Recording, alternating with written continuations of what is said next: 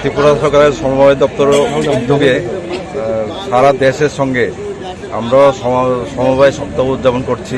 এর অঙ্গ হিসেবে আজকের এই র্যালি, এটার সঙ্গে আরেকটা বিশেষ আজাদি কা অমৃত মহোৎসব যেটা রয়েছে, এটার সঙ্গে যুক্তভাবে আমরা এই সমবায় সপ্তাহ উদযাপন করছি। এটার সঙ্গে আমাদের সমবায় দপ্তরের বিভিন্ন শাখা যে রয়েছে সবাই এটার সঙ্গে জড়িত, এবং আমরা আশা করছি আগামী দিনে গ্রামীণ অর্থনৈতিক বিকাশে আমাদের সমবায় দপ্তর এবং সমবায়ের বিভিন্ন সমিতি যারা রয়েছে বা বিভিন্ন পর্যায়ে যারা রয়েছে সক্রিয় অংশগ্রহণ করবে এবং দেশের গ্রামীণ অর্থনৈতিক বিকাশে অংশগ্রহণ করবে।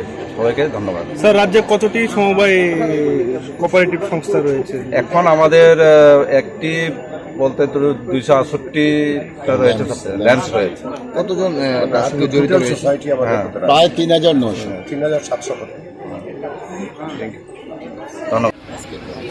ত্রিপুরা সরকারের সমবায় দপ্তর উদ্যোগে সারা দেশের সঙ্গে আমরা সমবায় সপ্তাহ উদযাপন করছি। এর অঙ্গ হিসেবে আজকের এই র্যালি, এটার সঙ্গে আরেকটা বিশেষ